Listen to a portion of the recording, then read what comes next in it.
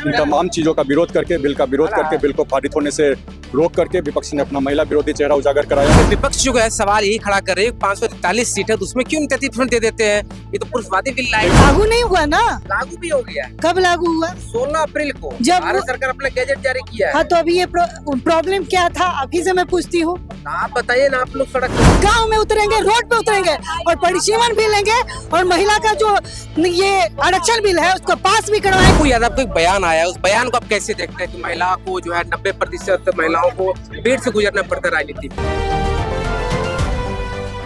नमस्कार, मेरा नाम है मनीष कुमार। आप दिखना शुरू कर दिए स्वराज पोस्ट।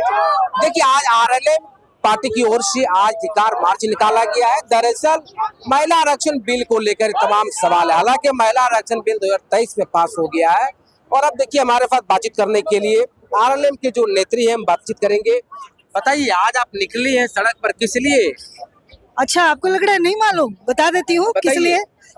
जब पूरा भारत वर्ष की महिला नारी शक्ति वंदन अधिनियम आज पारित होगा, इसकी खुशी मना रही थी, तब कांग्रेस और इंडिया गठबंधन ने इसका विरोध किया था। किसका? अब आप बोलेंगे कि नहीं वो पारित हो गया था, जैसा कि आप पहले इनसे प्रश्न किए हैं। तो मैं बता दूं कि भारत के संविधान में ही डिलिमिटेशन है, भारत के संविधान में ही जनगणना है। लेकिन जब ये बिल पारित होता, उनका ये कहना है कि अति पिछड़ों को आरक्षण नहीं मिला है। तो क्या वो अति पिछड़ा का विक्टिम कार्ड खेल के कि अति पिछड़ा महिला के हम हितैषी हैं, वो महिला आरक्षण बिल पे वो जो लगाम लगा रहे हैं, तो क्या उनको लगता है कि पूरे भारतवर्ष की महिलाएं बेवकूफ हैं? अरे आरक्षण बिल तो पास करिए, हम लोग समझ लेंगे। आरक्षण बिल तो पास हो गया, लागू नहीं हुआ ना? लागू भी हो गया। कब लागू हुआ? 16 अप्रैल को जब भारत सरकार अपना गैजेट जारी किया है। हाँ, तो अभी ये प्रॉब्लम क्या था अभी से मैं पूछती हूँ। आप बताइए ना, आप लोग सड़क पर उतरी हाँ, हैं। तो सड़क पे उतरे हैं कि डिलिमिटेशन होना था। डिलिमिटेशन 50 साल तक कांग्रेस के राज में इसको फ्रीज किया गया।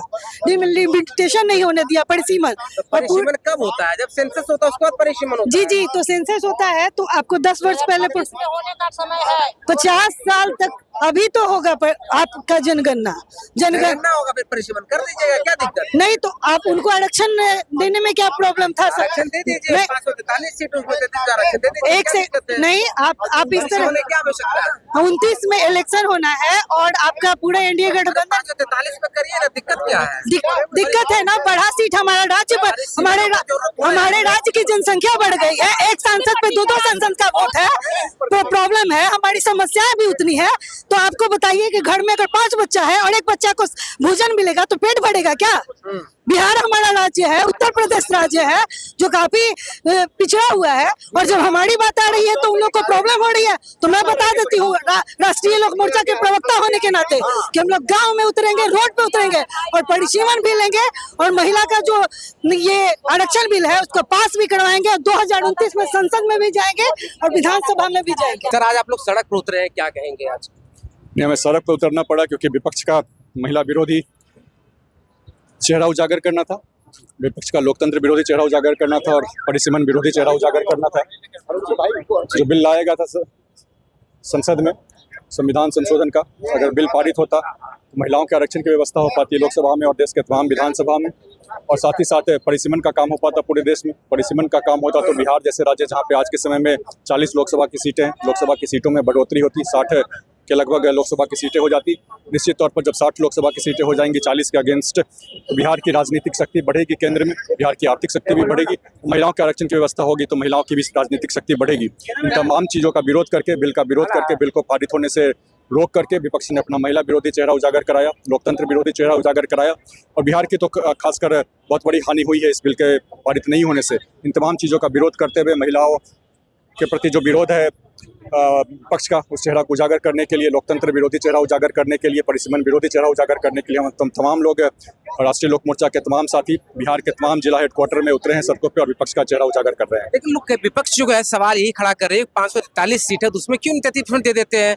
ये तो पुरुषवादी बिल लाए थे। देखिए, इस तरह के आरक्षण लागू करने के लिए एक प्रक्रिया होती है। पहले सेंसस का काम होता है, सेंसस के बाद नए सेंसस के आधार पर डिलिमिटेशन का काम होता है, परिसीमन का काम होता है और उसके बाद फिर आरक्षण की व्यवस्था की जाती है। उस प्रक्रिया को फॉलो करना था, उस कारण कारण से जरूरी था कि पूरे देश में एक बार परिसीमन का काम हो और उस परिसीमन के बाद ही फिर आरक्षण की व्यवस्था की जाती।